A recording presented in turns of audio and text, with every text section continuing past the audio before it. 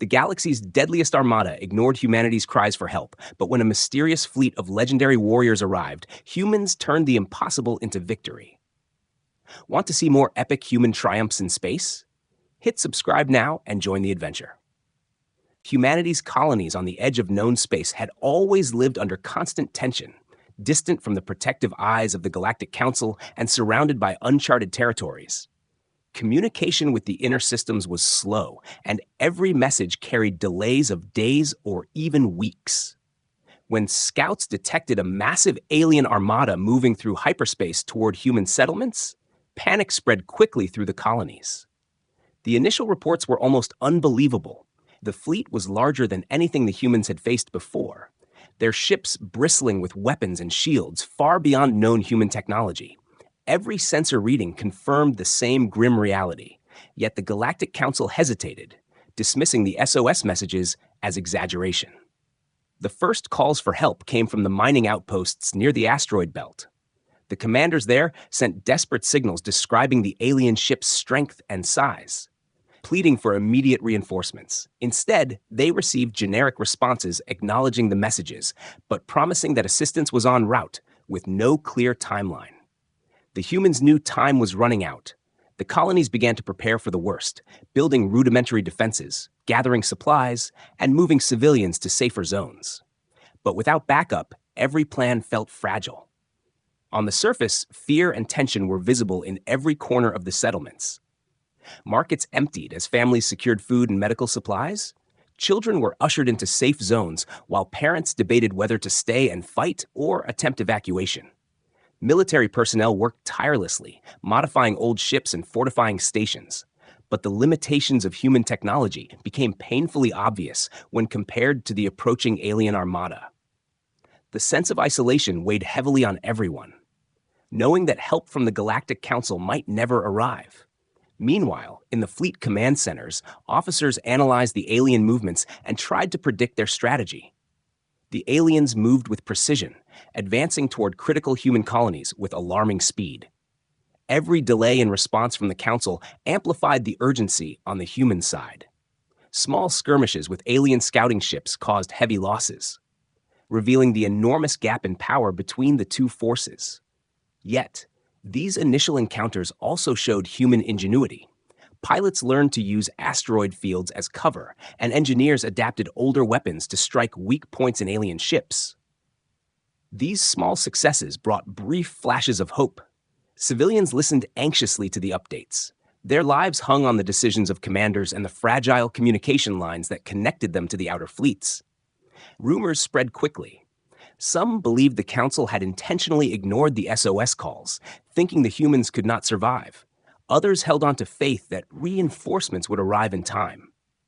The mixture of fear, anger, and hope created a tense atmosphere that touched everyone, from the youngest child to the most seasoned officer. As hours turned into days, the colonies began coordinating defensive strategies among themselves. The commanders shared information secretly, planning for guerrilla-style tactics and emergency evacuations. Supply lines were strengthened, makeshift bunkers were built, and civilians were trained in basic defense measures. Despite the lack of support, the human spirit refused to break. Their determination to survive and protect one another became the foundation of a united front. Even in the face of a seemingly unstoppable alien armada, they refused to surrender. By the time the alien fleet emerged fully into human space, the colonies were on high alert. Every sensor, every ship, every weapon was prepared. Humans watched the horizon with a mixture of dread and resolve. Their SOS calls had gone unanswered, but they would not face this threat passively. They had no choice but to rely on each other, their skills, and their courage to survive what might be the greatest challenge humanity had ever encountered. Every heartbeat in the colonies was a silent promise to resist, to fight, and to endure. The desperate call of humanity had been ignored, yet in that silence, a determination was born, one that would shape the response of every human, every fleet, and every colony. Their struggle was about to begin, and though the odds seemed insurmountable, the courage of ordinary humans shone brighter than any weapon, signaling that even when abandoned, humanity could stand tall against the shadows of annihilation. The colonies were tense as the days passed. Every human settlement felt the weight of the approaching alien armada. Citizens moved cautiously through the streets, their eyes scanning the skies for any sign of the enemy. Panic was tempered by determination, and people worked together to prepare defenses. Supply depots were reinforced, communication networks were double-checked, and even the smallest ships were repaired and armed. Commanders coordinated through fragile communication lines, sharing every piece of intelligence they could gather. Each report of alien movement was analyzed and discussed, hoping to find patterns or weaknesses in the enemy's strategy. Despite the fear, human ingenuity began to shine. Engineers worked tirelessly to adapt older technology, retrofitting ships with enhanced weapons and shields. Civilians with technical skills volunteered to help, creating makeshift drones and automated defense systems. Military officers trained recruits for combat, running drills in confined hangars and asteroid fields. Every small victory, like a successful test of a new weapon or a perfectly executed maneuver, was celebrated quietly, fueling morale. Even the children contributed by carrying supplies, helping to maintain communications, and learning the importance of teamwork. Their presence reminded everyone of what they were fighting to protect. Reports from the frontier colonies painted a grim picture. Alien scouting ships tested human defenses relentlessly, probing weak points in space stations and fleets. The skirmishes, though small compared to the alien fleet, caused significant losses, and each casualty weighed heavily on the human commanders. They realized that conventional tactics would not be enough to hold the colonies.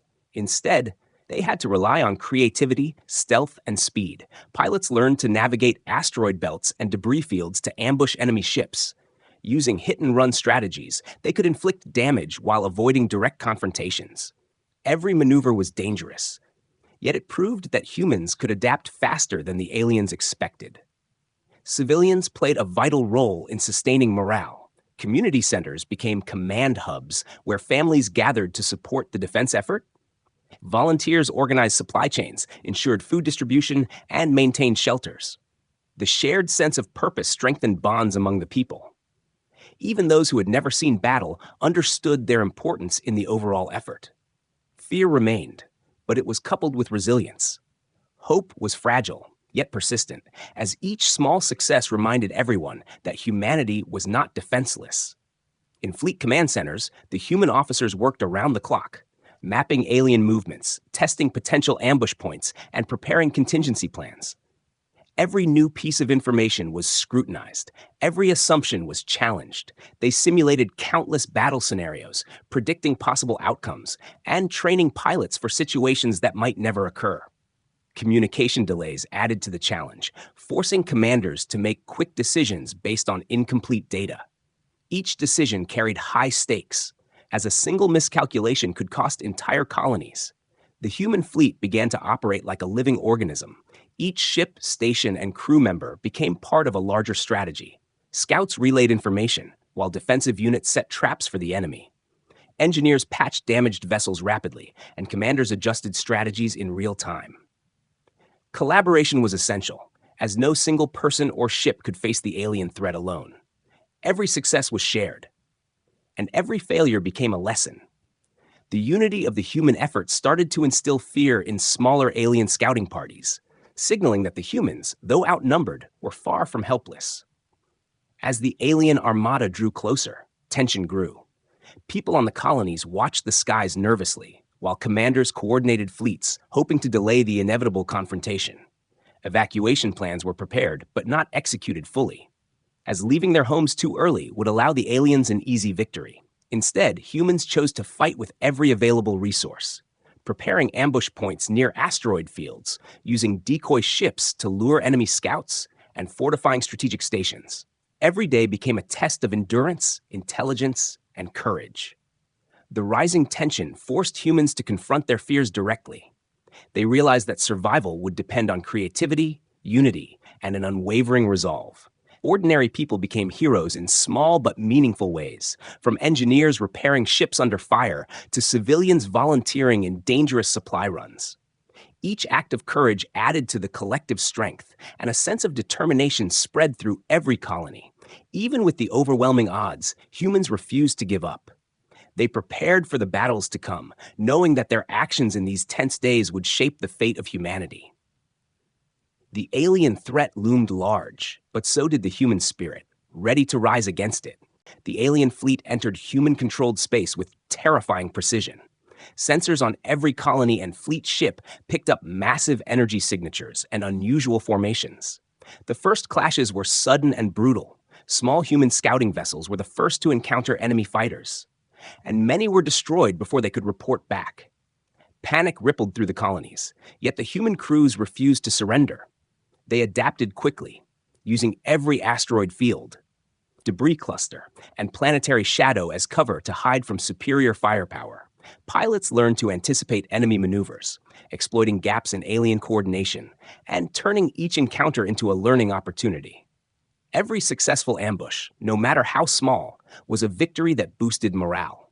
Commanders realized that conventional battles would lead to certain defeat, and so they embraced guerrilla-style tactics. Small, fast ships were sent on hit-and-run missions, like striking alien supply vessels and communications arrays before disappearing into asteroid belts.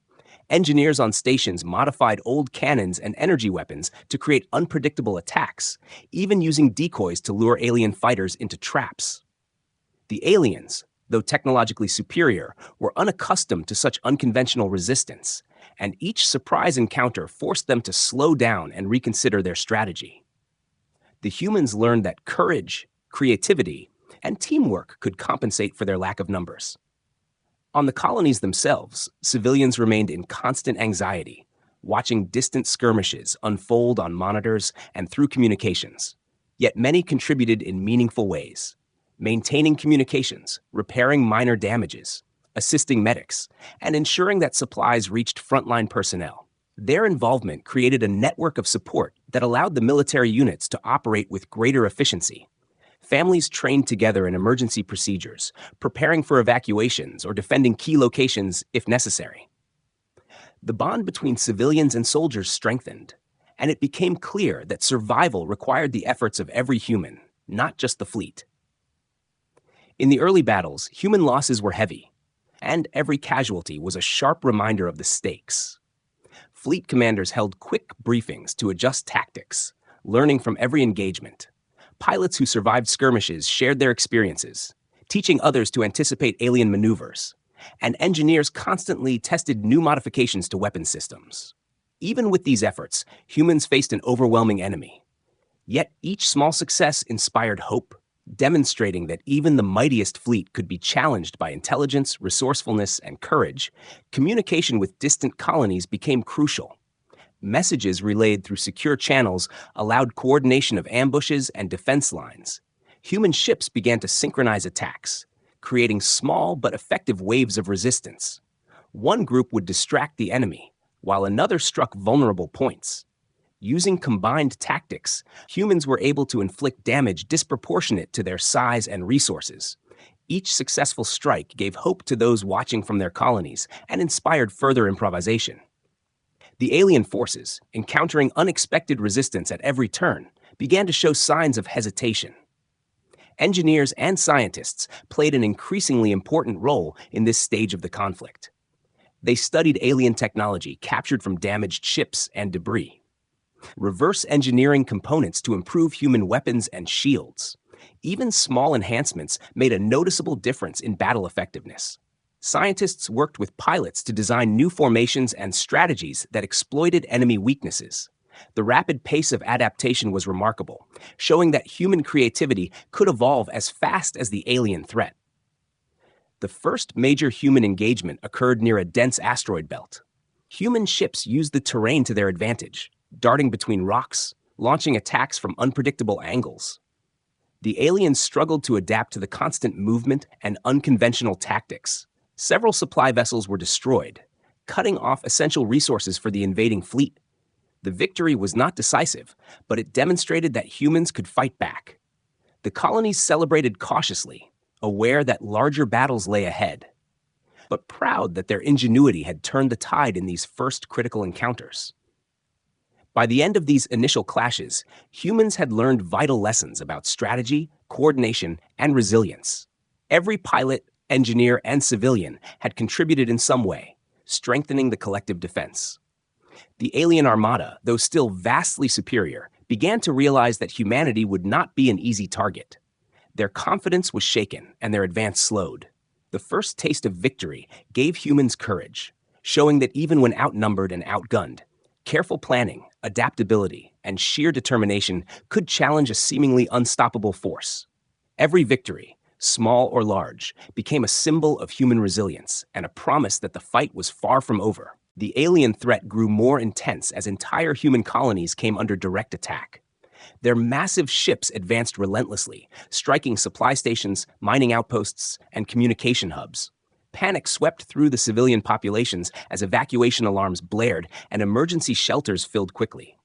Families clung to one another while military personnel scrambled to organize defenses. The destruction was swift and merciless. Yet humanity refused to collapse under fear. Every settlement, no matter how small, began to coordinate its own defensive measures, sharing intelligence and resources with nearby colonies. The humans knew that survival depended on both courage and cooperation. In the fleet command centers, officers worked tirelessly, tracking alien movements and predicting potential targets. Every loss was carefully recorded, and every successful counterattack was analyzed for patterns. Engineers patched up damaged ships, often using scrap materials and improvised technology, while pilots trained relentlessly for night missions, asteroid ambushes, and rapid strikes against enemy supply lines. Even in the face of overwhelming odds, humans found ways to exploit the enemy's weaknesses. Observing alien behavior allowed humans to anticipate attacks and strike where the Armada was most vulnerable. Civilians played a crucial role in maintaining morale and support. Volunteers carried supplies to frontline stations, repaired damaged buildings, and assisted in medical care. Schools and community centers were converted into shelters and emergency command posts. Families took part in drills, learning evacuation routes, basic combat skills, and emergency communication methods. Every act of contribution, no matter how small, strengthened the bond between the military and the population, creating a network of resilience that became as important as the fleet itself. The sense of unity and shared purpose inspired hope even amid widespread destruction. The aliens tested human defenses relentlessly, probing with scouting ships and small strike teams. The human response had to be quick and inventive. Every colony developed layered defenses, from decoy stations to automated turrets, while the fleet coordinated guerrilla-style attacks to disrupt supply lines and communications. Engineers and scientists worked around the clock, retrofitting weapons, shields, and navigation systems. Pilots learned to use gravitational fields, asteroid clusters, and even planetary debris to evade the enemy. Every small victory, like the destruction of a scouting ship or the successful defense of a station, boosted morale and provided critical intelligence. As losses mounted, fear threatened to overwhelm determination. Civilians whispered about abandonment and despair, but leaders refused to give in to panic. Commanders delivered speeches reminding everyone that every human life, every effort, and every resource contributed to a larger strategy. Emergency evacuation routes were implemented, yet they were used sparingly, because retreat would allow the aliens to advance unchecked. The choice was clear: resist at every opportunity and make the enemy pay for every inch of human space. This resolve became the backbone of human defense. Collaboration between colonies became essential. Human settlements shared resources, coordinated ambush points, and created communication relays to provide real-time updates. Each new intelligence report helped refine strategies, allowing smaller human forces to strike more effectively against larger alien units. Engineers devised improvised long-range weapons and mobile artillery, while pilots trained for precision strikes and feints. Every successful maneuver demonstrated that strategy, speed, and adaptability could even the odds against a technologically superior enemy.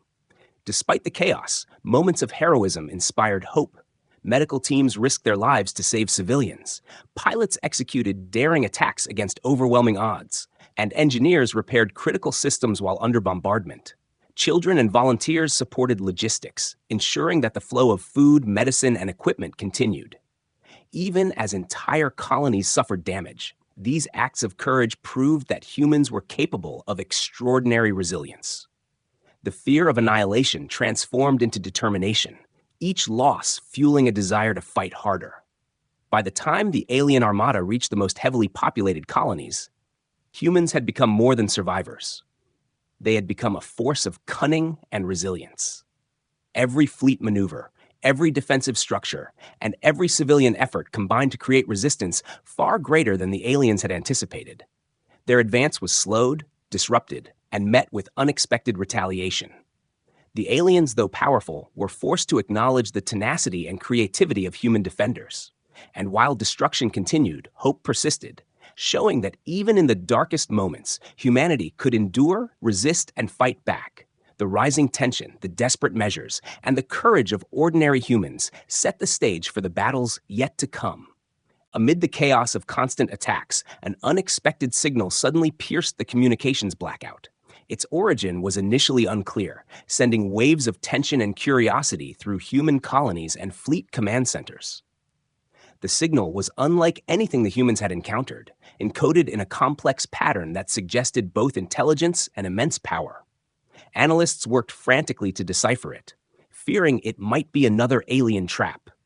As the message was gradually understood, shock and disbelief rippled through the humans.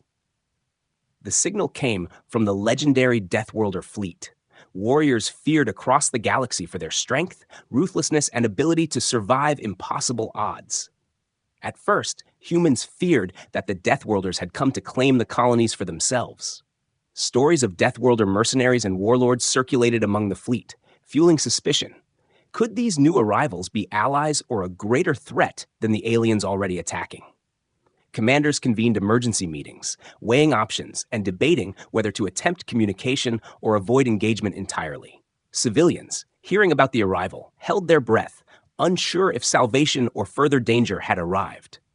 The atmosphere shifted between hope and anxiety with every decoded line of the mysterious message.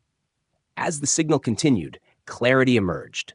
The Deathworlders had not come as conquerors, but as unexpected saviors.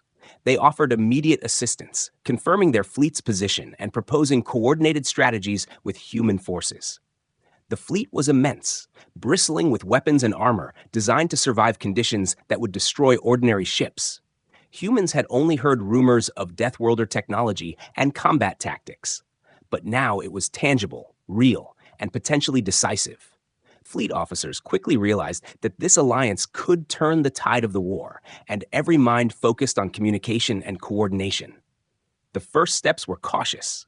Humans established secure channels to coordinate movements and share intelligence. Miscommunication could be catastrophic, and trust had to be built quickly. The Deathworlders, seasoned in centuries of combat, understood the stakes and responded with precision, sharing tactical advice, attack plans, and reconnaissance data. This collaboration was unprecedented, blending human ingenuity, adaptability, and resourcefulness, with Deathworlder strength, experience, and advanced technology. Engineers and strategists on both sides exchanged ideas, retrofitting human ships and enhancing weapon systems. Every new adaptation improved survival chances against the alien armada. Civilians watched from colonies and stations, hope returning in cautious waves. Volunteers continued to support operations with renewed vigor, their fear replaced by belief that salvation had arrived. Children and families participated in morale efforts, sending messages of encouragement and assisting wherever possible. Even the most battle-weary soldiers felt reinvigorated, knowing that allies of legendary reputation had joined their fight. For the first time in weeks, the possibility of not just survival, but victory seemed within reach. The Deathworlder fleet demonstrated its effectiveness immediately, engaging alien scouting parties with overwhelming force. They moved with speed, coordination, and unmatched precision, forcing the aliens to retreat from positions they had previously believed secure. Human pilots observed closely, learning new maneuvers, weapons techniques, and strategies. The lessons were invaluable, showing how humans could combine their creativity with the brute power and experience of the Deathworlders. Every successful encounter strengthened the fragile trust between the two forces, building the foundation for a true alliance.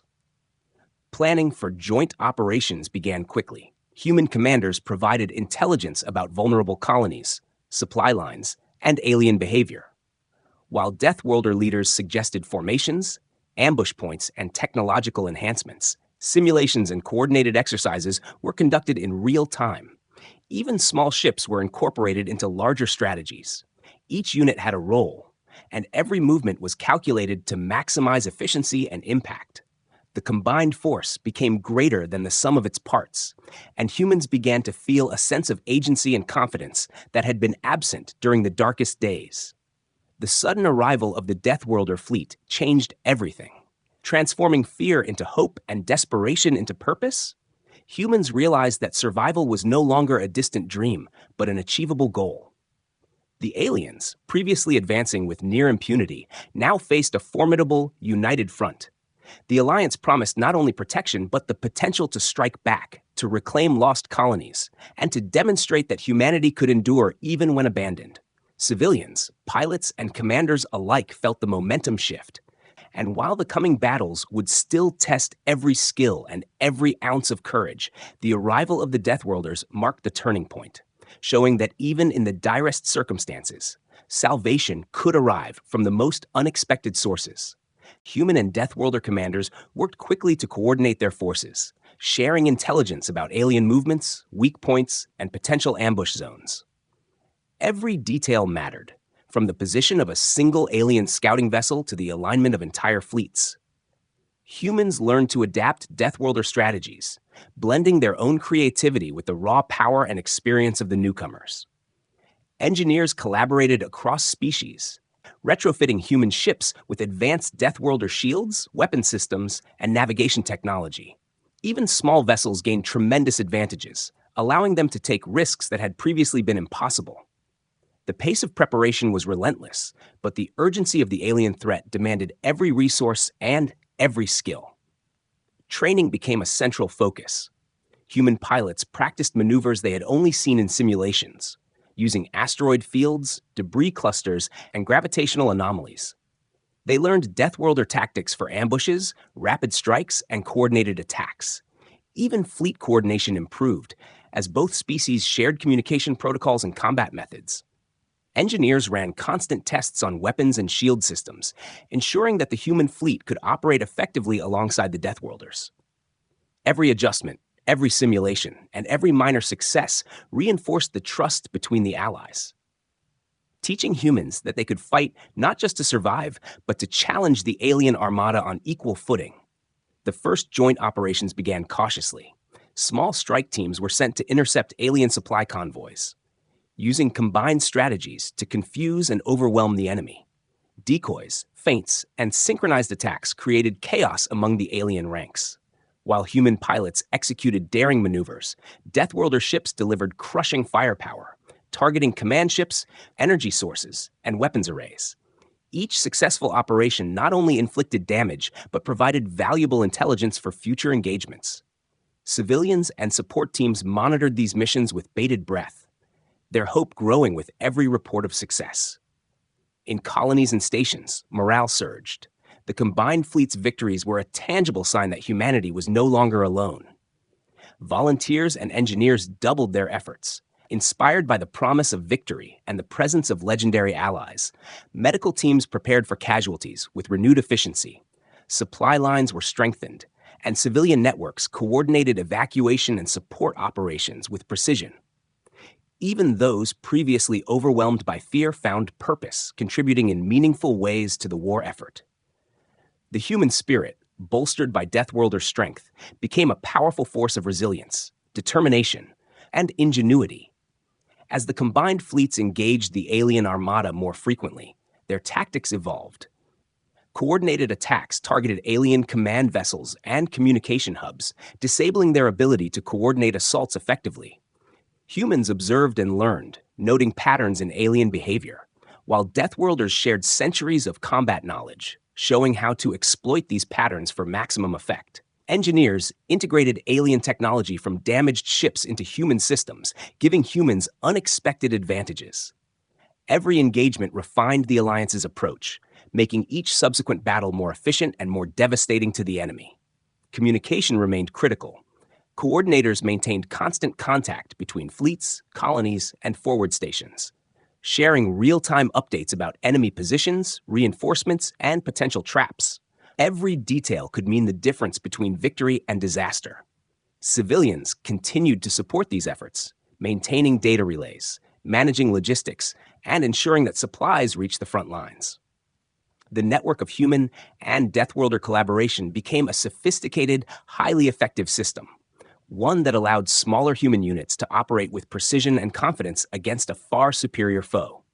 The first large-scale coordinated assault demonstrated the full power of the Alliance.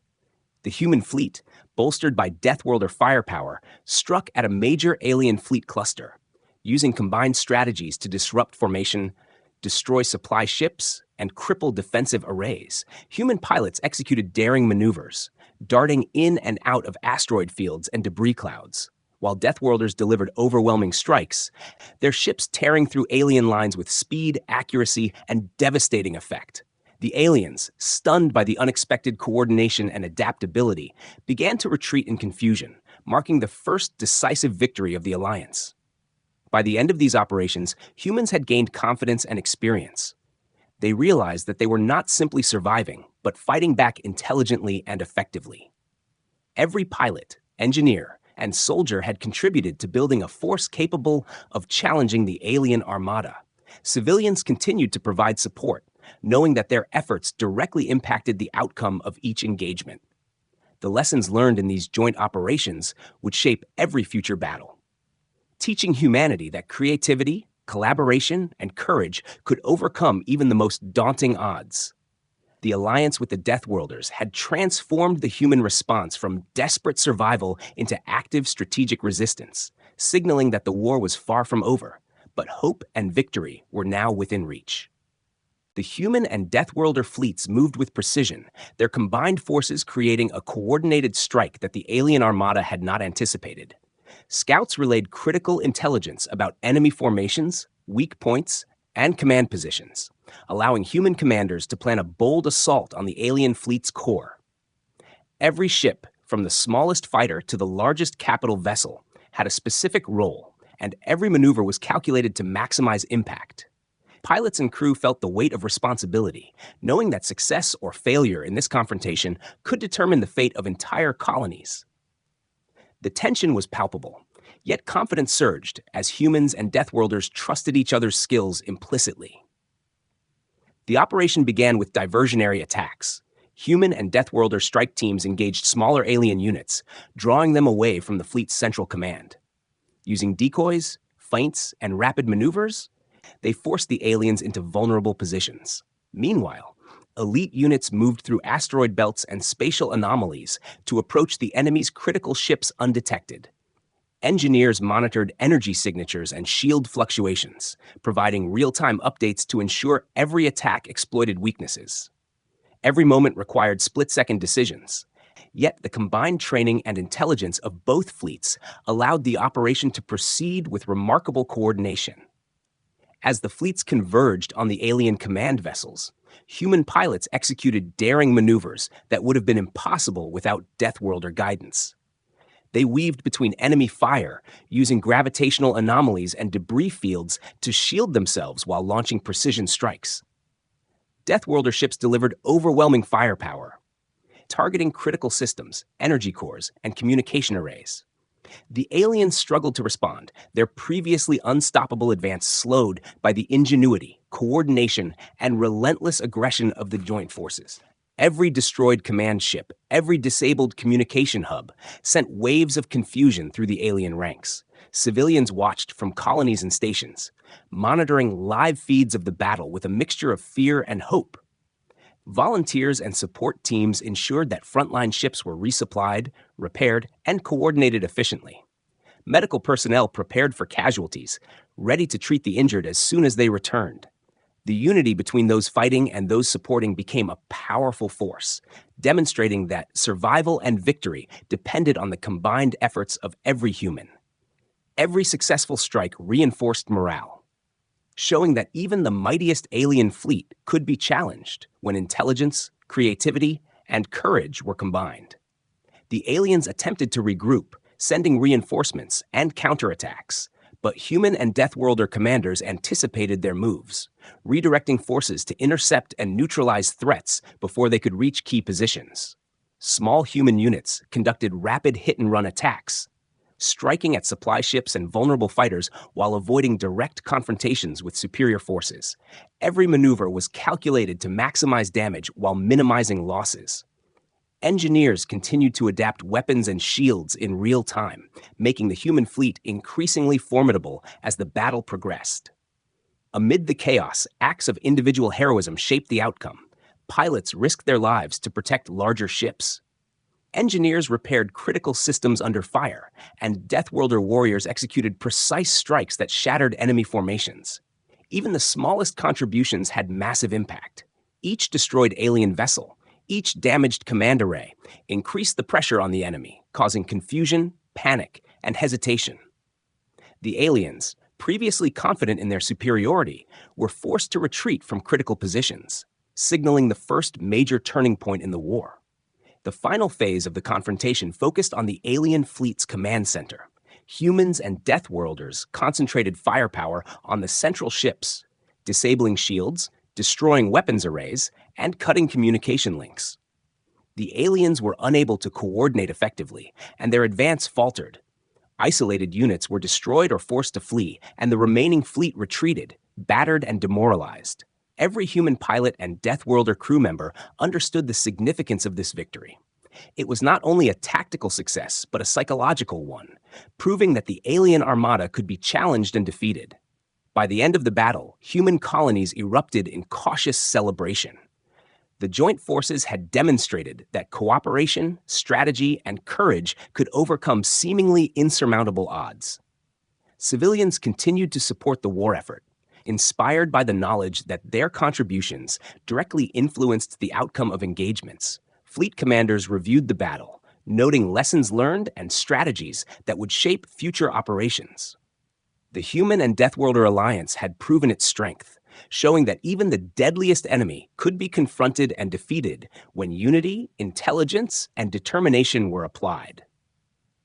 The galaxy had witnessed humanity's first decisive victory, and hope now burned brighter than ever. As the alien fleet retreated, battered and confused, human colonies and fleets began to assess the aftermath of the long and grueling battles.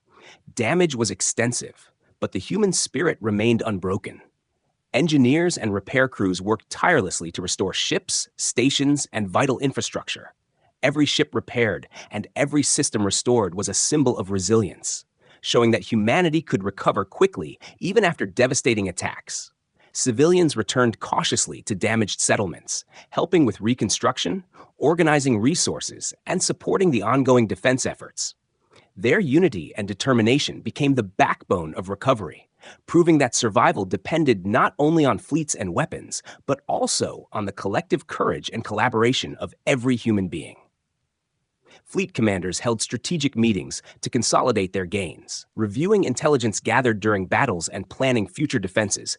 The arrival of the Deathworlder fleet had permanently altered the balance, allowing humans to strike back at areas previously lost or under threat.